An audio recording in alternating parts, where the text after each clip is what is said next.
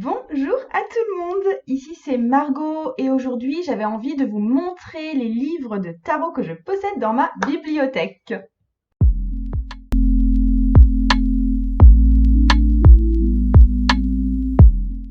Je fais cette vidéo tout simplement parce que c'est une question qui revient assez souvent, soit dans mes cours, soit en face à face, soit quand on me pose des questions en message privé sur quels sont mes livres, quelles sont mes sources, etc. En gros, on me demande où est-ce que je m'informe. Vous allez voir que j'ai relativement peu de livres de tarot à vous présenter. En tout cas, attendez, je vous montre ma pile. Voilà. Ça, c'est ce que j'ai chez moi. Sachant qu'il y en a que j'ai lus qui ne sont pas ici parce qu'ils sont tout simplement à la bibliothèque de ma ville. Mais après, c'est pas des ouvrages que j'aurais forcément achetés. C'est pas des ouvrages de référence. Pour moi, les ouvrages de référence, je les ai. Enfin, ceux qui marchent pour moi, en tout cas. Mais vous voyez, ça fait pas énormément de livres. Par contre, moi, mon apprentissage du tarot, il s'est énormément fait par le biais d'Internet, par le biais d'articles, par le biais, pour l'essentiel, de vidéos. Merci YouTube. Et puis après, j'ai souscrit également à des cours en ligne, notamment sur la Tarot Summer School en anglais, qui est lancée par Ethany, et des cours en ligne également de Benable Wen. Je vais vous citer mes grands mentors vidéo, en tout cas sur Internet. Donc c'est number one, Kellyanne Maddox, qui est anglaise, Ethany, qui est australienne, Jessie Unterberg, qui vient des États-Unis, Fables Den, qui vient des États-Unis. Fables Den, c'est pas son nom, c'est le nom de sa chaîne. Il y a Bidi Tarot aussi, qui offre des cours de tarot et dont j'aime bien suivre l'activité. Elle a un podcast qui est intéressant aussi. Et Benable Wen, qui est aussi une de mes grandes maîtres. Et d'ailleurs, j'ai son ouvrage ici. Pour ce qui est en français, Sébastien Michel, mais ce sera qu'une approche tarot de Marseille. Et puis sur Instagram, les personnes que je suis très régulièrement et qui enrichissent ma pratique quotidienne, même si c'est pas forcément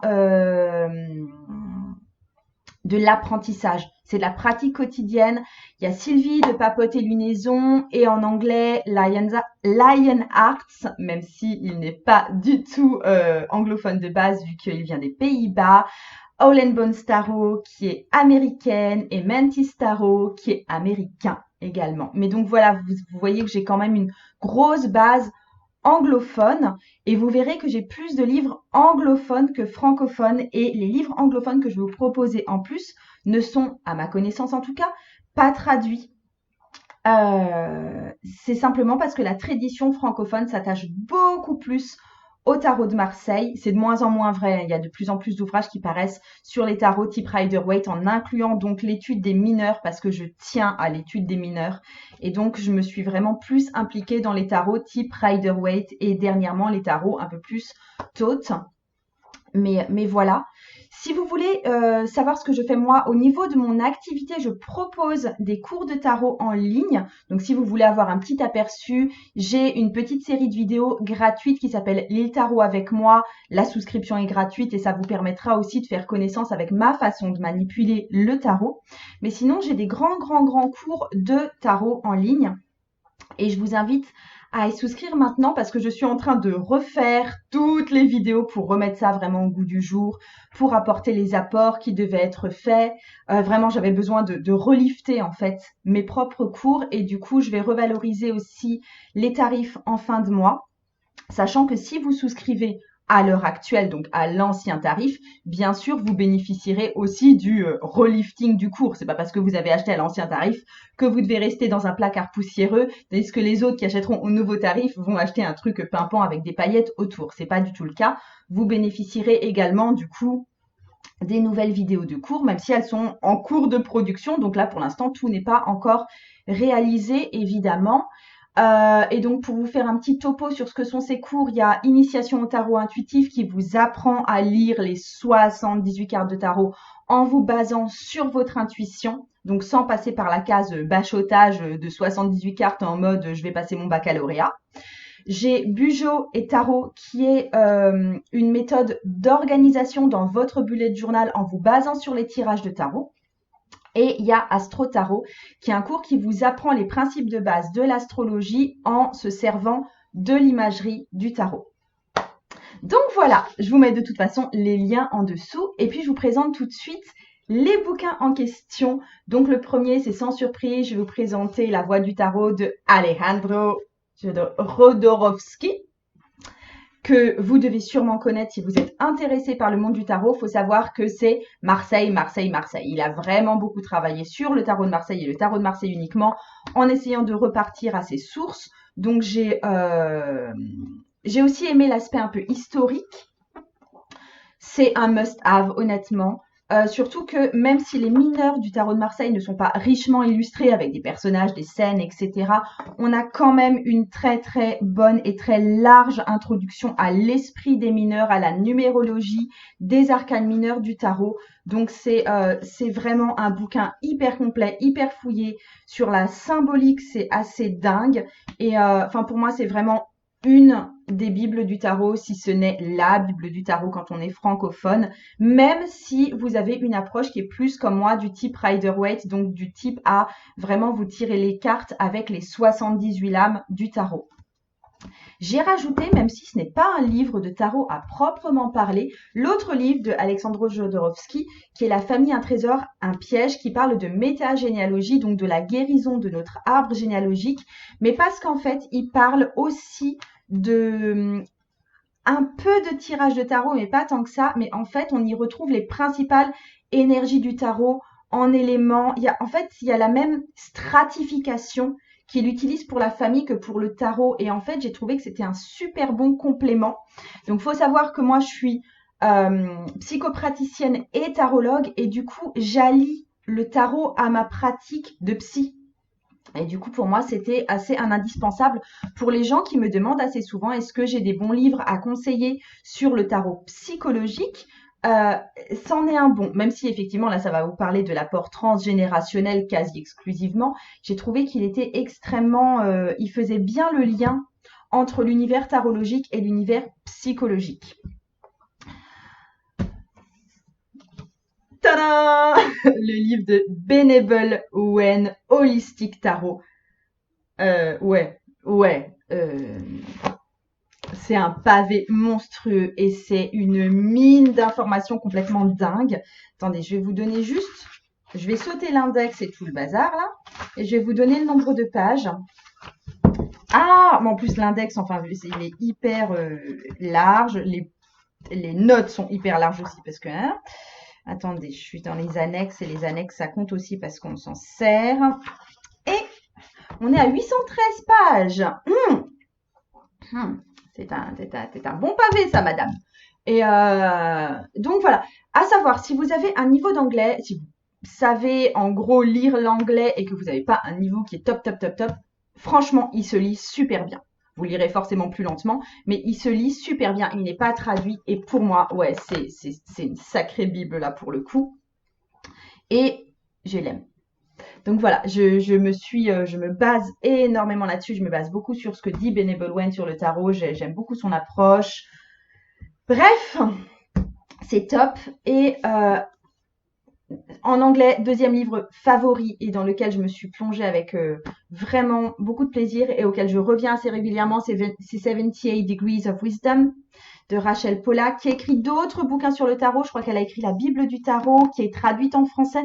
Cherchez Rachel Pollack en français parce qu'elle a écrit des livres là-dessus qui ont été traduits depuis. Et franchement, c'est juste top. J'adore son approche et on sent que il y a beaucoup de pratique dans son approche. Et c'est honnêtement, quand je l'ai lu, peut-être que je m'y suis encore plus intéressée, plus sentie. En fait, je sais pas, c'était vraiment une vibration que je sentais elle raconte son histoire aussi à elle de tarologue à travers à travers le tarot. Et j'ai vraiment, enfin, c'est vraiment une référence. C'est aussi une référence que cite Benable Owen. Celui-là, il se lit peut-être plus comme un guide du tarot, vraiment un bouquin d'apprentissage, un bouquin de cours. Celui-là, c'est plus aisé. Alors peut-être que c'est moins évident quand on a un niveau d'anglais qui est tout petit, mais C'est vraiment, vraiment un livre que je recommande à 100%. Et autre livre en anglais de Tim Higgins, Tarot 101. Je vous le dis en français. Et alors, Tarot 101, les trucs que j'ai trouvé intéressants, c'est qu'il est plein d'exercices. Il y a même des espaces dans le livre où on peut faire les exercices. Enfin, vous voyez, c'est très aéré. Il y a des exercices qui sont proposés. Après chaque chapitre, il y a des petites révisions, des petits trucs à faire. C'est vraiment un truc pratico-pratique. Ça, c'est assez génial pour ça. Il y a plein de petits trucs tout le temps. J'ai beaucoup aimé la répartition des arcanes majeures parce elle a mis les arcanes majeures dans certaines catégories et du coup, ça aide aussi à les retenir et puis à avoir une autre approche de ces arcanes majeures. Après, c'est moins un coup de cœur pour moi que le livre de Bellable Wen qui est inclassifiable et trop génial et celui de Rachel Pollack qui est aussi pour moi vraiment un texte fondateur. En fait, si je vous parle souvent, si je vous dis que j'ai des bibles et des textes fondateurs, c'est parce que j'achète ceux-là en fait et les autres qui sont plus éphémères. Pour moi, en tout cas, je me débrouille pour les lire en ligne, je me débrouille pour avoir des résumés en ligne aussi, pour avoir certaines pages qui m'intéressent en ligne, pour les emprunter à la bibliothèque, mais je les ai pas, je les achète pas au final. Donc voilà, c'est juste pour vous dire, c'est pour ça que ça revient le truc de oh là là, ceux-là, ils sont super importants. C'est parce que je les ai pas achetés pour rien. Donc celui-là, très intéressant pour l'aspect pratique, pour l'aspect, elle utilise aussi beaucoup de rapprochement avec des univers tels que la Guerre des Étoiles, Matrix, Harry Potter, etc. pour vraiment donner un aspect concret en fait aux personnages notamment du tarot. Et du coup, ça aide à avoir un truc, c'est le bouquin pratique par excellence. Donc j'aime bien cette approche très pratique. Et ensuite, je vous montre deux bouquins pour lesquels sur lesquels j'ai pas, je vous les conseille pas. Honnêtement, je vous les conseille pas forcément. C'est Tarot and Psychology, Spectrums of Possibility. Donc c'est un psychologue ou psychiatre, attendez, ouais, psychologue.